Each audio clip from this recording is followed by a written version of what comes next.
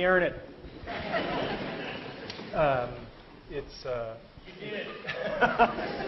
It's wonderful to be here. What Indira didn't tell you is that this lecture series used to be called The Last Lecture. If you had one last lecture to give before you died, what would it be? I thought, damn, I finally nailed the venue, and they renamed it. So, in case there's anybody who wandered in and doesn't know the backstory, my dad always taught me when there's an elephant in the room, introduce them. If you look at my CAT scans, there are approximately 10 tumors in my liver, and the doctors told me 3 to 6 months of good health left. That was a month ago, so you can do the math. I have some of the best doctors in the world.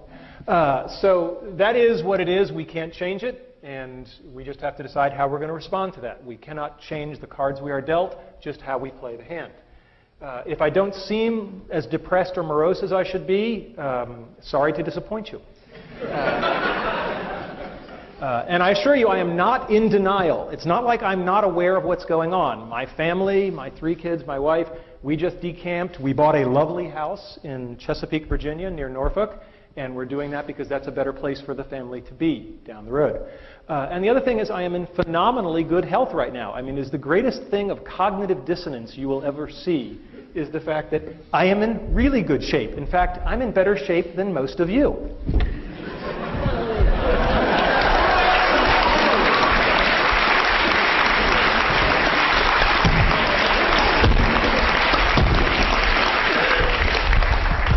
So anybody who wants to cry or pity me can come down and do a few of those, and then you may pity me.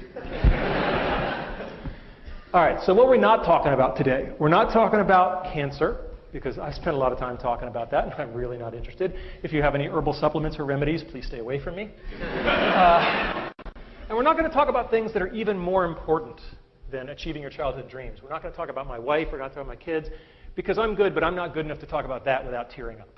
So we're just going to take that off the table. That's much more important. And we're not going to talk about spirituality and religion, although I will tell you that I have experienced a deathbed conversion. I just bought a Macintosh.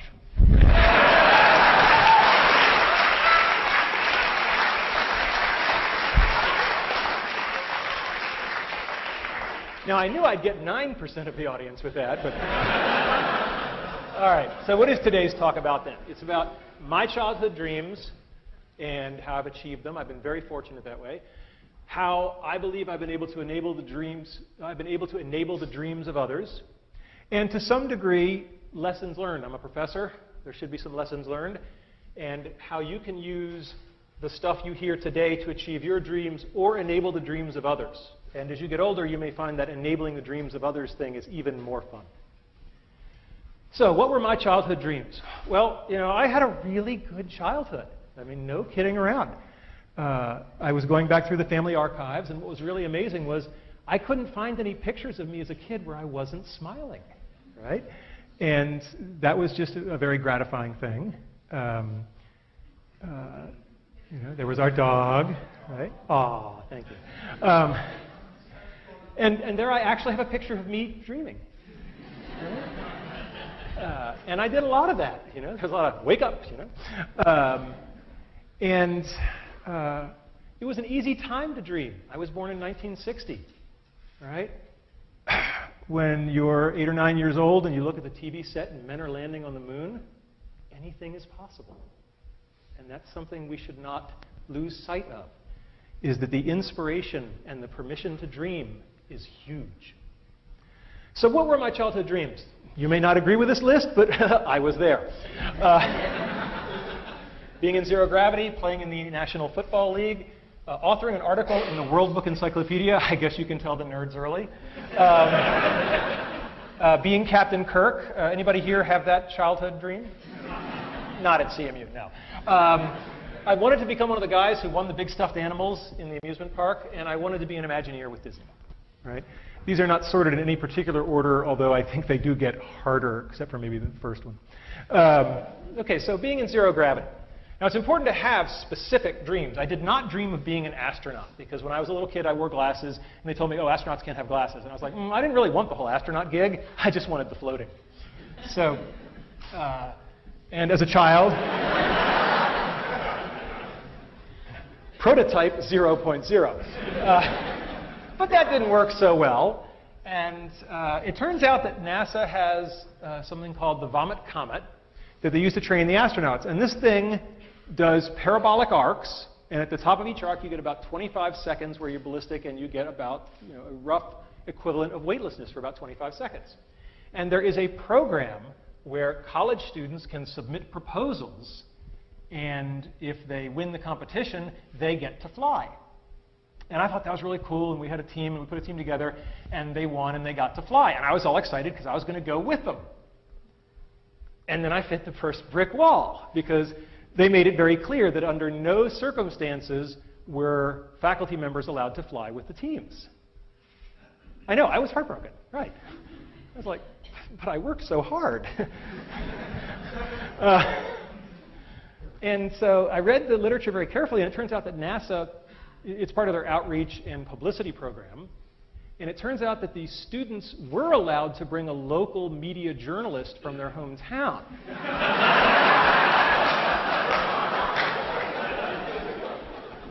And Randy Pausch, web journalist. It's really easy to get a press pass. So I called up the guys at NASA and I said, I need to know where to fax some documents. And they said, what documents are you going to fax us? I said, my resignation as the faculty advisor and my application as the journalist. And he said, that's a little transparent, don't you think? And I said, yeah, but our project is virtual reality, and we're going to bring down a whole bunch of VR headsets, and all the students from all the teams are going to experience it, and all those other real journalists are going to get to film it. Jim Foley's going, ah, you bastard, yes. And the guy said, here's the fax number. And indeed, we kept our end of the bargain, and that's one of the themes that you'll hear later on in the talk, is have something to bring to the table, right? Because that will make you more welcomed. And if you're curious about what zero gravity looks like, hopefully the sound will be working here. It's on. All right, go get him, Mozzie. This is fantastic. It's just amazing. It's nothing like I expected. We are having a great There I am. I don't think any of us have on this so far. This is awesome. You got one, Mozzie. That's good. Got a ball for you, Bones. You do pay the piper at the bottom. So, childhood dream number one? Check. All right, let's talk about football. My dream was to play in the National Football League. And most of you don't know that I actually no. No, I did not make it to the National Football League. But I probably got more from that dream and not accomplishing it than I got from any of the ones that I did accomplish. I had a coach. I signed up when I was 9 years old. I was the smallest kid in the league by far. And I had a coach, Jim Graham, who was 6'4". He had played linebacker at Penn State. He was just this hulk of a guy, and he was old school. Okay, I mean really old school. Like he thought the forward pass was a trick play. And he showed up for practice the first day, and this big hulking guy. We were all scared to death of him, and he hadn't brought any footballs. How are we going to have practice without any footballs? And one of the other kids said, excuse me, Coach, but there's no football. And Coach Graham said, right, how many men are on a football field at a time? So he said, 11 on a team, 22. And Coach Graham said, all right, and how many people are touching the football at any given time? Well, one of them. And he said, right, so we're going to work on what those other 21 guys are doing. And that's a really good story because it's all about fundamentals. Fundamentals, fundamentals, fundamentals. You've got to get the fundamentals down because otherwise the fancy stuff isn't going to work. And the other Jim Graham story I have is there was one practice where he just rode me, all practice. Just, you're doing this wrong, you're doing this wrong, go back and do it again, you owe me, you're doing push-ups after practice. And when it was all over, one of the other assistant coaches came over and said, yeah, Coach Graham rode you pretty hard, didn't he? I said, yeah. He said, that's a good thing. He said, when you're screwing up and nobody's saying anything to you anymore, that means they gave up. And that's a lesson that stuck with me my whole life, is that when you see yourself doing something badly and nobody's bothering to tell you anymore, that's a very bad place to be. Your critics are your ones telling you they still love you and care. After Coach Graham, I had another coach, Coach Setliff, and he taught me a lot about the power of enthusiasm. He did this one thing where only for one play at a time, he would put people in at like the most horrifically wrong position for them. Like all the short guys would become receivers, right? It was just laughable. But we only went in for one play, right? And boy, the other team just never knew what hit them. Because when you're only doing it for one play and you're just not where you're supposed to be, and freedom's just another word for nothing left to lose, boy, are you going to clean somebody's clock for that one play. And that kind of enthusiasm was great. And to this day, I am most comfortable on a football field. I mean, it's just one of those things where, you know, if I'm working a hard problem, people will see me wandering the halls with one of these things. And that's just because, you know, when you do something young enough and you train for it, it just becomes a part of you. And I'm very glad that football was a part of my life. And if I didn't get the dream of playing in the NFL, that's okay. I probably got stuff more valuable. Because looking at what's going on in the NFL, I'm not sure those guys are doing so great right now. Okay? And so one of the expressions I learned in electronic arts, which I love, which pertains to this, is experience is what you get when you didn't get what you wanted. And I think that's absolutely lovely. And the other thing about football is we send our kids out to play football or soccer or swimming or whatever it is. And it's the first example of what I'm going to call a head fake or indirect learning. We actually don't want our kids to learn football. I mean, yeah, it's really nice that I have a wonderful three-point stance and that I know how to do a chop block and all this kind of stuff. But we send our kids out to learn much more important things: teamwork, sportsmanship, perseverance, et cetera, et cetera. And these kinds of head fake learnings are absolutely important. And you should keep your eye out for them because they're everywhere. All right, a simple one, being an author in the World Book Encyclopedia. When I was a kid, we had the World Book Encyclopedia on the shelf. For the freshmen, this is paper. We used to have these things called books. And after I had become somewhat of an authority on virtual reality, but not like a really important one, so I was at the level of people the World Book would badger, they called me up and I wrote an article, and this is Caitlin Kelleher. And there's an article, if you go to your local library, where they still have copies of the World Book. Look under V for virtual reality, and there it is. And all I have to say is that having been selected to be an author in the World Book Encyclopedia, I now believe that Wikipedia is a perfectly fine source for your information because I know what the quality control is for real encyclopedias. They let me in. All right, next one.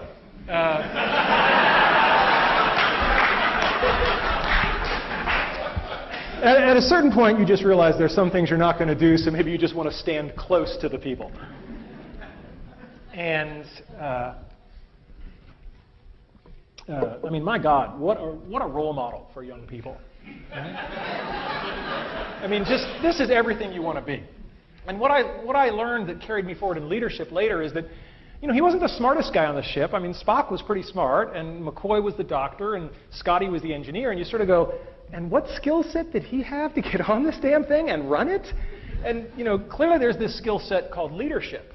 And, you know, whether or not you like the series, there's no doubt that there was a lot to be learned about how to lead people by watching this guy in action. So, and he just had the coolest damn toys, right? I mean, my God, he, you know, I just thought it was fascinating as a kid that he had this thing, and he could, you know, talk to the ship with it. Right? You know, I just thought that was just spectacular. And of course, now I own one, and it's smaller. So that's kind of cool. So I got to achieve this dream.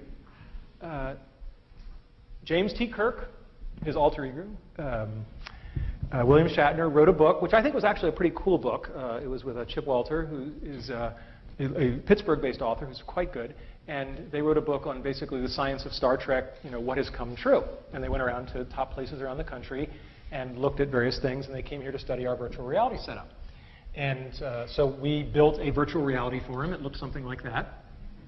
We put it to red alert. He was a very good sport. It's not like he saw that one coming. And it's really cool to meet your boyhood idol. But it's even cooler when he comes to you to see what cool stuff you're doing in your lab. And that was just a great moment. All right, winning stuffed animals. This may seem mundane to you, but when you're a little kid and you see the big buff guys walking around in the amusement park and they got all these big stuffed animals, right? And this is my lovely wife. And I have a lot of pictures of stuffed animals I've won. That's my dad posing with one that I won. I've won a lot of these animals. There's my dad. He did win that one, to his credit.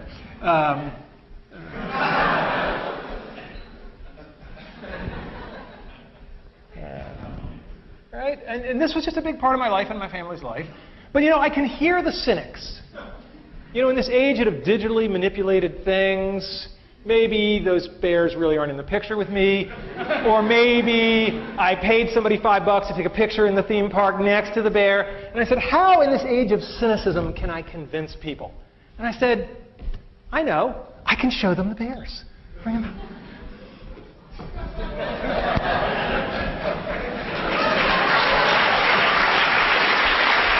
We can just put them right there. We just put them back against the wall. Disney. Okay. Thanks, honey. So here's some bears. We didn't have quite enough room in the moving truck down to Chesapeake, and you know, anybody who'd like a little piece of me at the end of this, feel free to come up. First come, first serve. All right, my next one, being an Imagineer. This was the hard one. Believe me, getting to zero gravity is easier than becoming an Imagineer. When I was a kid, I was 8 years old, and our family took a trip cross-country to see Disneyland. And if you've ever seen the movie National Lampoon's Vacation, it was a lot like that. It was a quest. And these are real vintage photographs. And there I am in front of the castle, and there I am. And for those of you who are into foreshadowing, this is the Alice ride. And I just thought this was just the coolest environment I'd ever been in. And instead of saying, gee, I want to experience this, I said, I want to make stuff like this. And so I bided my time, and then I graduated with my PhD from Carnegie Mellon, thinking that meant me infinitely qualified to do anything. And I dashed off my letters of application to Walt Disney Imagineering, and they sent me some of the damn nicest go-to-hell letters I've ever gotten. I mean, it was just, we have carefully reviewed your application, and presently we do not have any positions available which require your particular qualifications. Now think about the fact that you're getting this from a place that's famous for guys who sweep the street, right? So that was a bit of a setback. But remember, the brick walls are there for a reason, right? The brick walls are not there to keep us out. The brick walls are there to give us a chance to show how badly we want something. Because the brick walls are there to stop the people who don't want it badly enough. They're there to stop the other people.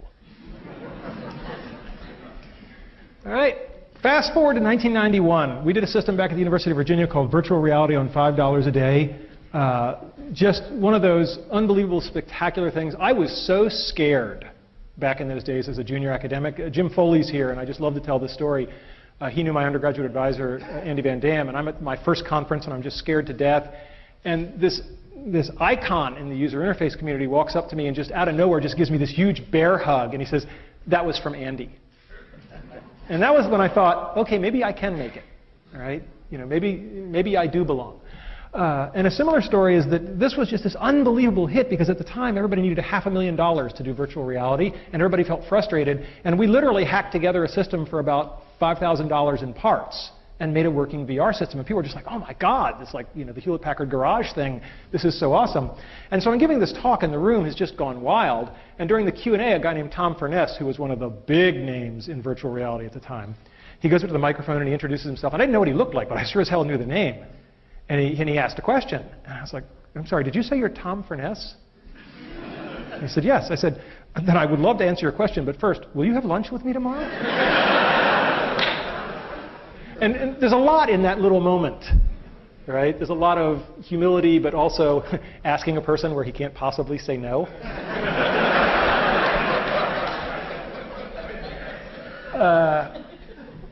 And so Imagineering, a couple of years later, was working on a virtual reality project. This was top secret. They were denying the existence of a virtual reality attraction after the time that the publicity department was running the TV commercials. Okay, so Imagineering really had nailed this one tight. And it was the Aladdin attraction where you would fly a magic carpet. And the head-mounted display, sometimes known as Gator Vision. And so I had an in. As soon as the project had just, they started running the TV commercials. And I had been asked to brief the Secretary of Defense on the state of virtual reality. Okay, Fred Brooks and I had been asked to brief the Secretary of Defense. And that gave me an excuse. So I called them up, I called up Imagineering, and I said, look, I'm briefing the Secretary of Defense. I'd like some materials on what you have, because it's one of the best VR systems in the world. And they kind of pushed back, and I said, look, is all this patriotism stuff in the parks a farce? And they're like, okay. They said, but the PR department doesn't, this is so new, the PR department doesn't have any footage for you, so I'm going to have to connect you straight through to the team who did the work. Jackpot. Right? So I find myself on the phone with a guy named John Snoddy, who is one of the most impressive guys I have ever met. And he was the guy running this team, and it's not surprising they had done impressive things. And so he sent me some stuff, we talked briefly, he sent me some stuff, and I said, hey, I'm going to be out in the area for a conference shortly. Would you like to get together and have lunch? Translation: I'm going to lie to you and say that I have an excuse to be in the area so I don't look too anxious. But I would go to Neptune to have lunch with you. And so John said, sure. And I spent something like 80 hours talking with all the VR experts in the world, saying, if you had access to this one unbelievable project, what would you ask? And then I compiled all of that, and I had to memorize it, which anybody who knows me knows that I have no memory at all, because I couldn't go in looking like a dweeb with, hi, question 72, right? So I went in, and this was like a 2-hour lunch, and John must have thought he was talking to, some phenomenal person, because all I was doing was channeling Fred Brooks and Ivan Sutherland and Andy Van Damme and people like that, and Henry Fuchs. So it's pretty easy to be smart when you're parroting smart people. And at the end of the lunch with John, I sort of, as we say in the business, made the ask. And I said, I have a sabbatical coming up. And he said, what's that? The beginnings of the culture clash. And so I talked to him about the possibility of coming there and working with him. And he said, well, that's really good, except, you're in the business of telling people stuff, and we're in the business of keeping secrets. Right? And then what made John Snoddy was he said, but we'll work it out. Right? Which I really loved. The other thing that I learned from John Snoddy, I could do easily an hour-long talk just on what have I learned from John Snoddy. One of the things he told me was that wait long enough and people will surprise and impress you. He said, when you're pissed off at somebody and you're angry at them, you just haven't given them enough time. Just give them a little more time, and they'll almost always impress you. And that really stuck with me. I think he's absolutely right on that one. To make a long story short, we negotiated a legal contract. It was going to be the first, some people referred to it as the first and last paper ever published by Imagineering. But the deal was I go, I provide my own funding, I go for 6 months, I work with a project, we publish a paper. And then we meet our villain. I can't be all sweetness and light because I have no credibility. Somebody's head's going to go on a stick. Turns out that the person who gets his head on the stick is a dean back at the University of Virginia. His name is not important. Let's call him Dean Wormer.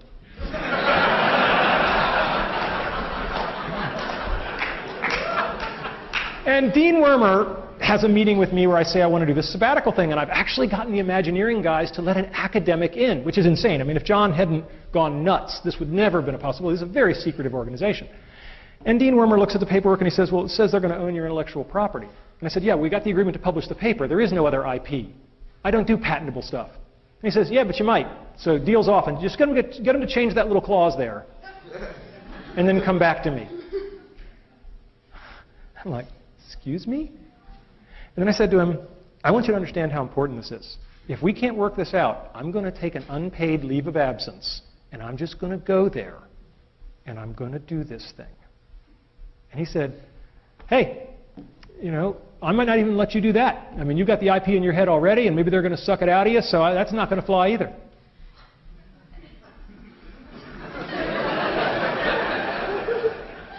It's very important to know when you're in a pissing match. And it's very important to get out of it as quickly as possible. So I said to him, well, let's back off on this. Do we think this is a good idea at all? He said, I have no idea if this is a good idea. I was like, okay, well, we've got common ground there. Then I said, well, is this really your call? Isn't this the call of the Dean of Sponsored Research? If it's an IP issue? And he said, yeah, that's true. I said, so if he's happy, you're happy? Yeah, then I'd be fine. Like Wile E. Coyote, a little. And I find myself in Gene Block's office, who's the most fantastic man in the world. And I start talking to Gene Block, and I say, let's start at the high level, since I don't want to have to back out again. So let's start at the high level. Do you think this is a good idea? He said, well, if you're asking me if it's a good idea, I don't have very much information. All I know is that one of my star faculty members is in my office, and he's really excited, so tell me more. Here's a lesson for everybody in administration. They both said the same thing. But think about how they said it. Right? I don't know. Well, I don't have much information, but one of my star faculty members is here, and he's all excited, so I want to learn more. There are both ways of saying I don't know, but boy, there's a good way and a bad way. So anyway, we got it all worked out. I went to Imagineering, sweetness and light, and all's well that ends well. Some brick walls are made of flesh. So I worked on the Aladdin project. It was absolutely spectacular. I mean, just unbelievable.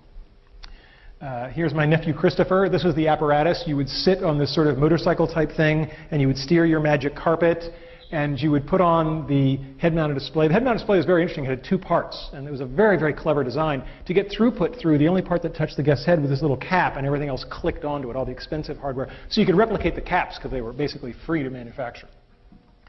And this is what I really did, as I was a cap cleaner during this matter. I loved Imagineering. It was just a spectacular place. Just spectacular. Everything that I had dreamed. I love the model shop. People crawling around on things the size of this room that are just big physical models. It was just an incredible place to walk around and be inspired. I'm always reminded of when I went there and people said, do you think the expectations are too high?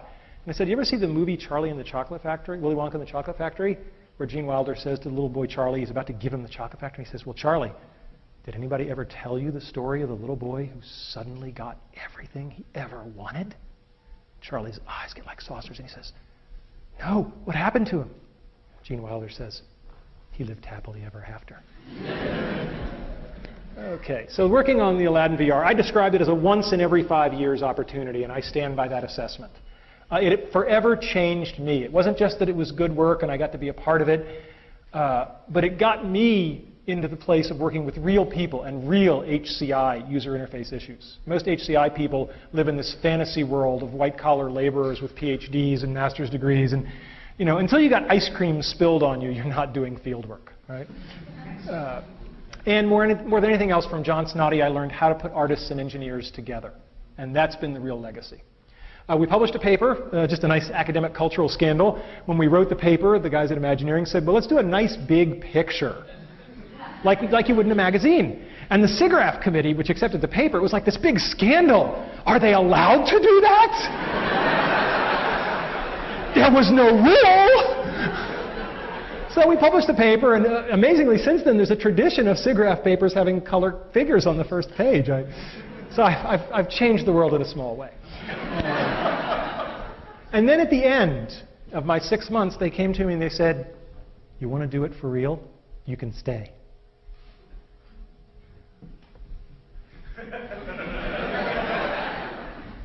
And I said no. One of the only times in my life I have surprised my father. He was like, you what? He said, since you were, all you wanted, and now they got it, and you're like, huh? There was a bottle of Maalox in my desk drawer. Be careful what you wish for. It was a particularly stressful place. Imagineering in general is actually not so Maalox-laden, but the lab I was in, John left in the middle. And it was a lot like the Soviet Union. It was a little dicey for a while. But it worked out okay. And if they had said, stay here or never walk in the building again, I would have done it. I would have walked away from tenure. I would have just done it. But they made it easy on me. They said, you can have your cake and eat it too. And I basically become a day a week consultant for Imagineering, and I did that for about 10 years. And that's one of the reasons you should all become professors. Because you can have your cake and eat it too. Okay? I went on and consulted on things like Disney Quest, so there was the Virtual Jungle Cruise, and the best interactive experience I think ever done, and Jesse Schell gets the credit for this, Pirates of the Caribbean. Wonderful at Disney Quest. And so those are my childhood dreams. And, that's pretty good. I felt good about that. So then the question becomes, how can I enable the childhood dreams of others? And again, boy, am I glad I became a professor. What better place to enable childhood dreams? Maybe working at EA, I don't know. That'd probably be a good close second. But, and this started in a very concrete realization that I could do this. Because a young man named Tommy Burnett, when I was at the University of Virginia, came to me, was interested in joining my research group. And we talked about it. And he said, oh, and I have a childhood dream. Well, it gets pretty easy to recognize them when they tell you. And I said, yes, Tommy, what is your childhood dream? He said, I want to work on the next Star Wars film. Now, you got to remember the timing on this. Where is Tommy? Tommy is here today. What year would this have been, your sophomore year? Oh. It was around 1993. Are you breaking anything back there, young man? Okay, all right. So in 1993, and I said to Tommy, they're probably not going to make those next movies.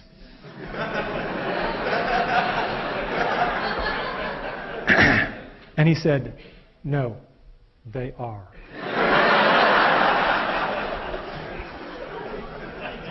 And Tommy worked with me for a number of years as an undergraduate and then as a staff member. And then when I moved to Carnegie Mellon, every single member of my team came from Virginia to Carnegie Mellon, except for Tommy, because he got a better offer. And he did indeed work on all 3 of those films. And then I said, well, that's nice, but one at a time is kind of inefficient. And people who know me know that I'm an efficiency freak. So I said, can I do this en masse? Can I get people turned in such a way that they can be turned on to their childhood dreams? And I created a course. I came to Carnegie Mellon and I created a course called Building Virtual Worlds. It's a very simple course. How many people here have ever been to any of the shows? Okay, so some of you have an idea. For those of you who don't, the course is very simple. There are 50 students drawn from all the different departments of the university. There are randomly chosen teams, 4 people per team, and they change every project. A project only lasts 2 weeks, so you do something, you make something, you show something, then I shuffle the teams, you get 3 new playmates, and you do it again. And it's every 2 weeks, and so you do 5 projects during the semester. The first year we taught this course, it is impossible to describe how much of a tiger by the tail we had. I was just running the course because I wanted to see if we could do it. We had just learned how to do texture mapping on 3D graphics, and we could make stuff that looked half decent, but we were running on really weak computers by current standards. But I said, I'll give it a try. And at my new university, I made a couple of phone calls, and I said, I want to cross-list this course to get all these other people. And within 24 hours, it was cross-listed in 5 departments. I love this university. I mean, it's the most amazing place. And I said, and the kids said, well, what content do we make? I said, hell, I don't know. You make whatever you want. 2 rules: no shooting violence and no pornography. Not because I'm opposed to those in particular, but that's been done with VR, right? And you'd be amazed how many 19-year-old boys are completely out of ideas when you take those off the table.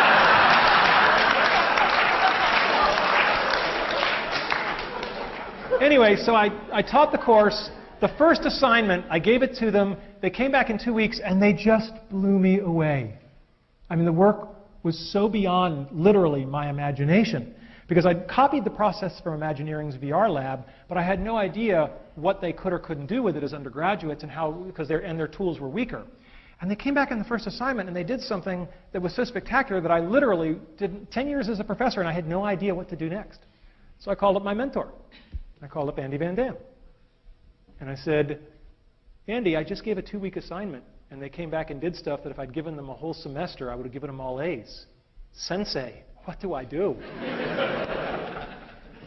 And Andy thought for a minute, and he said, you go back into class tomorrow, and you look them in the eye, and you say, guys, that was pretty good, but I know you can do better.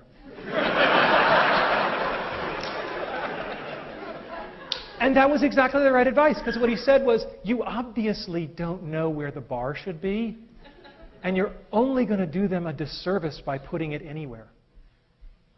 And boy, was that good advice, because they just kept going. And during that semester, it became this underground thing. I'd walk into a class with 50 students in it, and there were 95 people in the room. Because it was the day we were showing work, and people's roommates and friends and parents. I'd never had parents come to class before. It was flattering and somewhat scary. And so it snowballed, and we had this bizarre thing of, we got to share this. If there's anything I've been raised to do, it's to share. And I said, we got to show this at the end of the semester. We got to have a big show. And we booked this room, Economy. I have a lot of good memories in this room. And we booked it not because we thought we could fill it, but because it had the only AV setup that would work. Because this was a zoo, right? Computers and everything. And then we filled it. And we more than filled it. We had people standing in the aisle. I will never forget the dean at the time, Jim Morris, was sitting on the stage right about there. We had to kind of scoot him out of the way.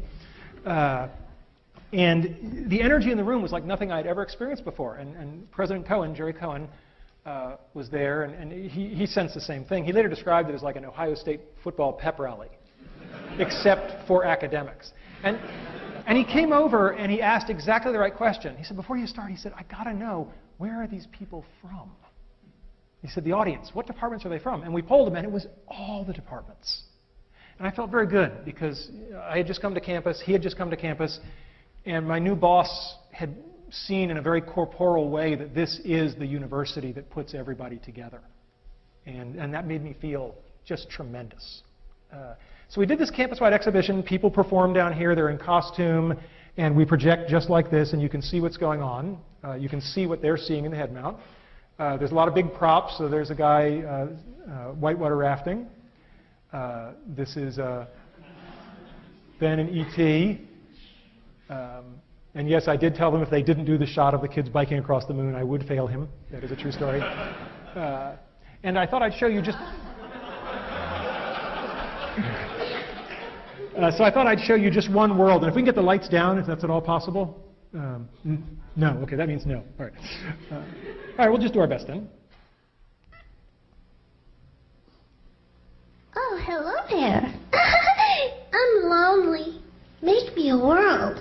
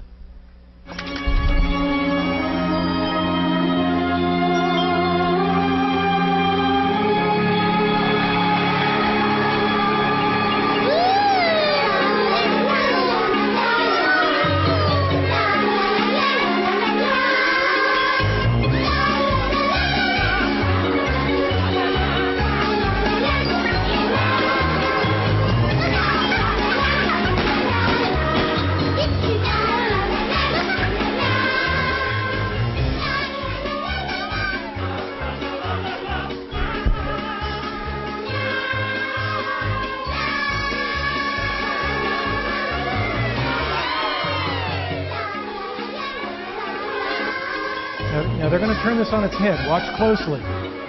The world doesn't want to go on to the next thing in the show. So she's ready to move on, and it's not.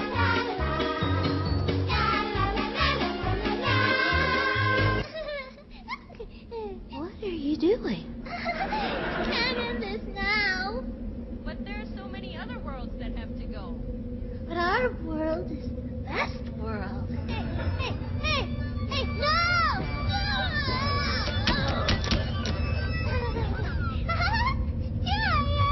We're gonna shut you down. Control Alt Delete. Not Control Alt Delete.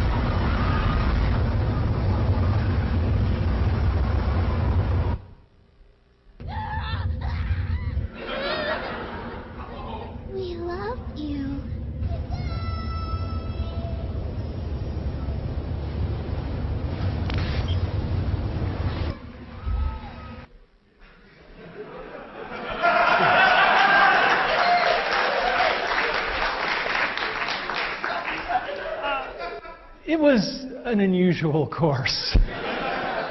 With some of the most brilliant, creative students from all across the campus. It just was a joy to be involved with. And they took the whole stage performance aspect of this way too seriously. And it became this campus phenomenon every year. People would line up for it. It was very flattering. And it gave kids a sense of excitement of putting on a show for people who were then excited about it. And I think that that's one of the best things you can give somebody, the chance to show them what it feels like to make other people get excited and happy. I mean, that's a tremendous gift. We always tried to involve the audience, whether it was people with glow sticks or batting a beach ball around or driving. This is really cool. This technology actually got used at the Spider-Man 3 premiere in LA. So the audience was controlling something on the screen. So that's kind of nice. And I don't have a class picture from every year, but I dredged all the ones that I do have. And all I can say is that what a privilege and an honor it was to teach that course for something like 10 years. And all good things come to an end, and I stopped teaching that course about a year ago. People always ask me, what was my favorite moment? I don't know if you can have a favorite moment, but boy, there's one I'll never forget. This was a world with, I believe, a roller skating ninja. And one of the rules was that we performed these things live, and they all had to really work, and the moment it stopped working, we went to your backup videotape. And this was very embarrassing. So we have this ninja on stage, and he's doing this roller skating thing, and the world, it did not crash gently. And I come out, and I believe it was Steve Audio, wasn't it? Was it? Where is he? Okay, where's Steve? Ah, my man, Steve Audio. And talk about quick on your feet, right? I say, Steve, I'm sorry, but your world has crashed, and we're going to go to videotape. And he pulls out his ninja sword and says, I am dishonored! Wah! And just drops.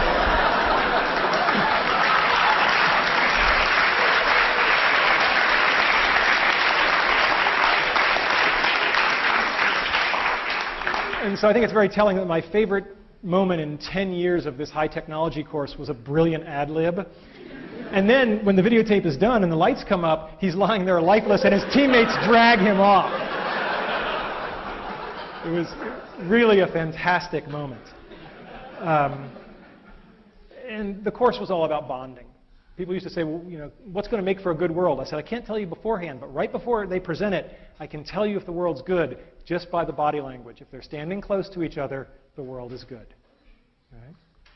And BBW was a pioneering course, and I won't bore you with all the details, but it wasn't easy to do. And I was given this when I stepped down from the ETC, and I think it's emblematic. If you're going to do anything that's pioneering, you will get those arrows in the back, and you just have to put up with it. I mean, everything that could go wrong did go wrong, but at the end of the day, a whole lot of people had a whole lot of fun. When you've had something for 10 years that you hold so precious, it's the toughest thing in the world to hand it over. And the only advice I can give you is find somebody better than you to hand it to. And that's what I did. There was this kid at the VR studio way back when. And you didn't have to spend very long in Jesse Schell's orbit to go, the force is strong in this one. And one of my two greatest accomplishments, I think, for Carnegie Mellon were that I got Jessica Hodgins and Jesse Schell to come here and join our faculty. And I was thrilled when I could hand this over to Jesse. And to no one's surprise, he has really taken it up to the next notch. And you know, the course is in more than good hands, it's in better hands. But it was just one course. And then we really took it up a notch. And we created what I would call the Dream Fulfillment Factory. Don Marinelli and I got together, and with the university's blessing and encouragement, we made this thing out of whole cloth that was absolutely insane, should never have been tried. All the sane universities didn't go near this kind of stuff, creating a tremendous opportunistic void. So the Entertainment Technology Center was all about artists and technologists working in small teams to make things. It was a 2-year professional master's degree. And Don and I were two kindred spirits. We're very different. Anybody who knows us knows that we're very different people. And we like to do things in a new way. And the truth of the matter is that we're both a little uncomfortable in academia.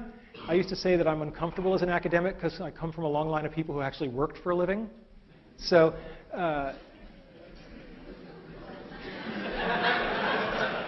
I detect nervous laughter. All right.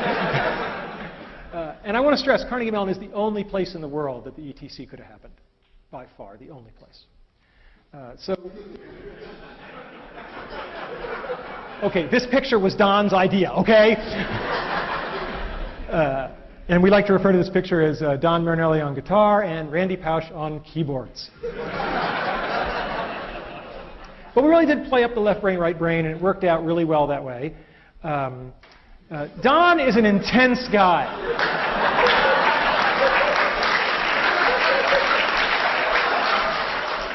And Don and I shared an office.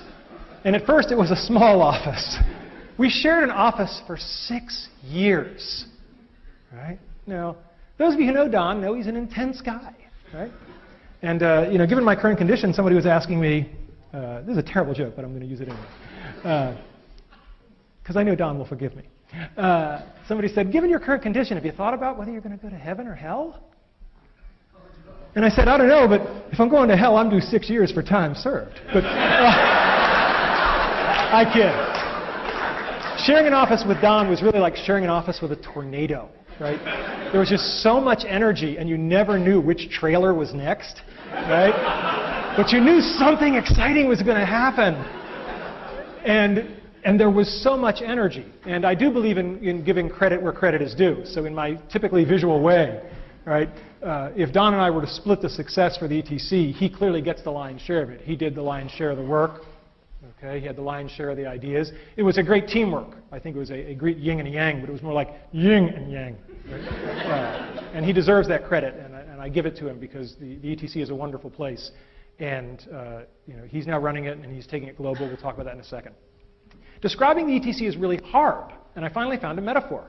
Telling people about the ETC is like describing Cirque du Soleil if they'd never seen it.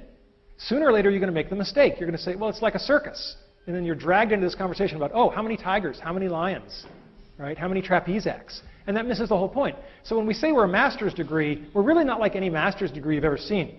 Here's the curriculum.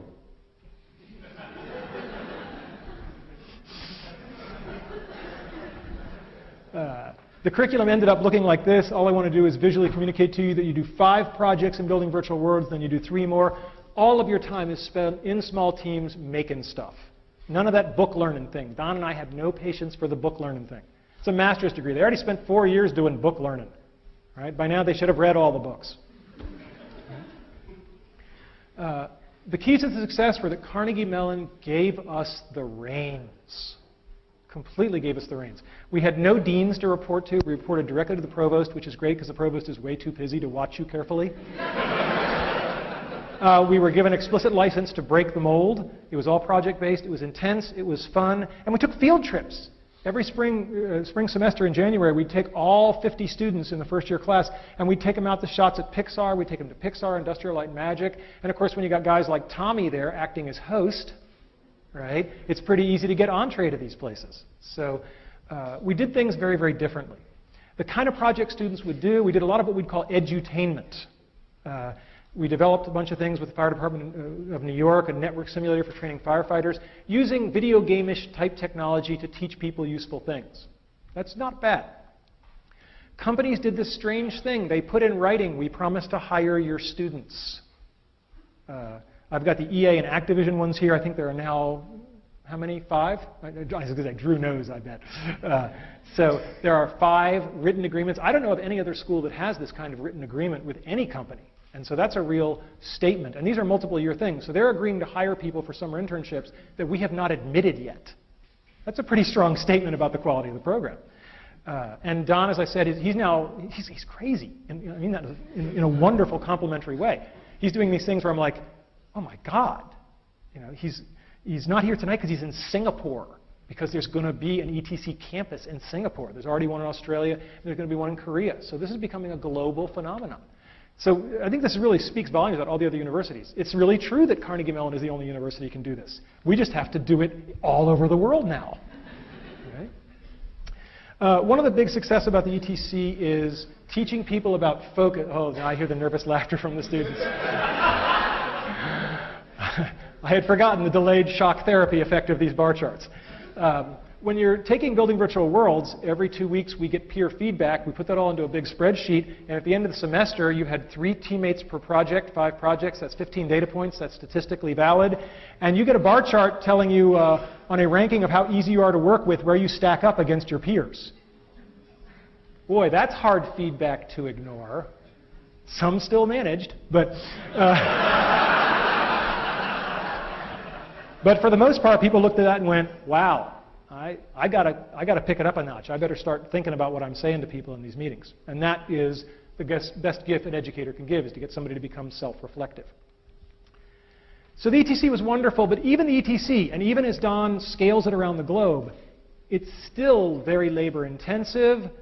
You know, it's not Tommy 1 at a time, it's not a research group 10 at a time, it's 50 or 100 at a time per campus times 4 campuses. But I wanted something infinitely scalable, right? Scalable to the point where millions or tens of millions of people could chase their dreams with something. And, you know, I guess that kind of a goal really does make me the Mad Hatter. So Alice is a project that we've worked on for a long, long time. It's a novel way to teach computer programming. Kids make movies and games. The head fake. Again, we're back to the head fakes. Best way to teach somebody something is to have them think they're learning something else. All right? I've done it my whole career. And the head fake here is that they're learning to program, but they just think they're making movies and video games. This thing has already been downloaded well over 1 million times. There are 8 textbooks that have been written about it. 10% of US colleges are using it now. And it's not the good stuff yet. The good stuff is coming in the next version. Okay? I, like Moses, get to see the promised land, but I won't get to set foot in it. And that's okay, because I can see it. And the vision is clear. Millions of kids having fun while learning something hard. That's pretty cool. I can deal with that as a legacy. The next version is going to come out in 2008. It's going to be teaching the Java language if you want them to know they're learning Java. Otherwise, they'll just think that they're writing movie scripts. We're getting the characters from the best-selling PC game in history, The Sims. And this is all already working in the lab. So there's no real technological risk. I don't have time to thank and mention everybody in the Alice team, but I just want to say that Dennis Cosgrove is going to be building this, has been building this. He is the designer. It's his baby. And for those of you who are wondering, well, you know, in some number of months, who should I be emailing about the Alice project? Where's Wanda Dan? Oh, there you are. Stand up. Let them all see you. Everybody say, hi, Wanda. Hi. Send her the email. And I'll talk a little bit more about Caitlin Kelleher, but she's graduated with her PhD and is at Washington University, and she's going to be taking this up a notch and going to middle schools with it. So grand vision, and you know, to the extent that you can live on in something, I will live on in Alice. All right, so now the third part of the talk, lessons learned. Now, we've talked about my dreams. We've talked about helping other people enable their dreams. Somewhere along the way, there's got to be some aspect of what lets you get to achieve your dreams. First one is the role of parents, mentors, and students. I was blessed to have been born to 2 incredible people. This is my mother on her 70th birthday. I am back here. I have just been lapped. This is my dad riding a roller coaster on his 80th birthday. And he points out that, you know, he's not only brave, he's talented because he did win that big bear the same day. My dad was so full of life. Anything with him was an adventure. I don't know what's in that bag, but I know it's cool. My dad dressed up as Santa Claus, but he also did very, very significant things to help lots of people. This is a dormitory in Thailand that my mom and dad underwrote, and every year about 30 students get to go to school who wouldn't have otherwise. This is something my wife and I have also been involved in heavily. And these are the kind of things that I think everybody ought to be doing, helping others. But the best story I have about my dad is, unfortunately, my dad passed away a little over a year ago. And when we were going through his things, he had fought in World War II in the Battle of the Bulge. And when we were going through his things, we found out he had been awarded the Bronze Star for Valor. My mom didn't know it. In 50 years of marriage, it had just never come up. My mom. Mothers are people who love you even when you pull their hair. I have two great mom stories. When I was here studying to get my PhD, and I was taking something called the theory qualifier, which I can definitively say is the second worst thing in my life after chemotherapy. And I was complaining to my mother about how hard this test was and how awful it was. And she just leaned over and she patted me on the arm and she said, "We know how you feel, honey. And remember, when your father was your age, he was fighting the Germans."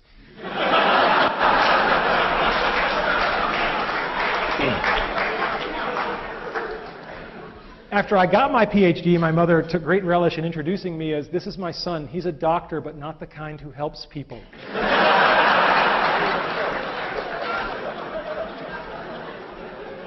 These slides are a little bit dark, but when I was in high school, I decided to paint my bedroom. I'd always wanted a submarine and an elevator. And the great thing about this...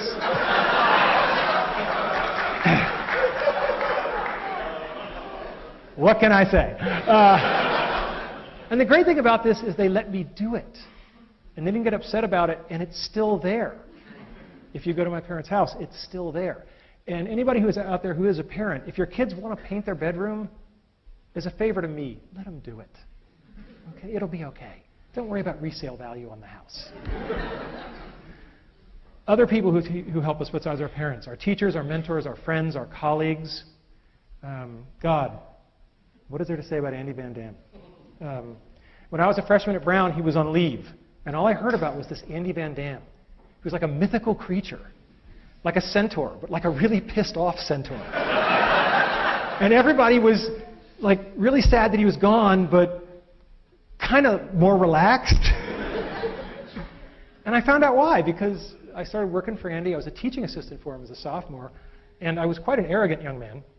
And I came into some office hours, and of course it was 9 o'clock at night, and Andy was there at office hours, which is your first clue as to what kind of professor he was. And I come bounding in, and I'm going to save the world. There are all these kids waiting for help. Da-da-da-da-da-da. And afterwards, Andy literally Dutch uncle. He is Dutch, right? He Dutch uncled me, and he put his arm around my shoulders. And we went for a little walk, and he said, "Randy, it's such a shame that people perceive you as so arrogant, because it's going to limit what you're going to be able to accomplish in life." What a hell of a good way to word "you're being a jerk." Right? He doesn't say you're a jerk. He says people are perceiving you this way, and he says the downside is it's going to limit what you're going to be able to accomplish. When I got to know Andy better, the beatings became more direct. But I could tell you Andy stories for a month, but the one I will tell you is that when it came time to start thinking about what to do after graduating from Brown, it had never occurred to me in a million years to go to graduate school, just out of my imagination. It wasn't the kind of thing people from my family did. We got, say, what do you call them, jobs. So, and Andy said, "No, don't go do that. Go get a PhD, become a professor." And I said, "Why?" He said, "Because you're such a good salesman that any company who gets you is going to use you as a salesman, and you might as well be selling something worthwhile, like education."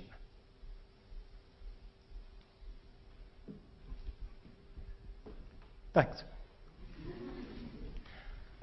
Andy was my first boss, so to speak. I was lucky enough to have a lot of bosses. That red circle was way off. Al's over here. I don't know what the hell happened there. He's probably watching this on the webcast going, "My God, he's targeting, and he still can't aim." All right. I don't want to say much about the great bosses I've had, except that they were great. And I know a lot of people in the world have had bad bosses, and I haven't had to endure that experience, and I'm very grateful to all of the people that I ever had to report to. They've just been incredible. But it's not just our bosses. We learn from our students. I think the best head fake of all time comes from Dr. Caitlin Keller, who just finished up here and is starting at Washington University. And she looked at Alice when it was an easier way to learn to program, and she said, "Yeah, but why is that fun?" I was like, "Well, because I'm a compulsive male, like to make the little toy soldiers move around by my command." and that's fun. She was like, and she was the one who said, no, we'll just approach it all as a storytelling activity. And she's done wonderful work showing that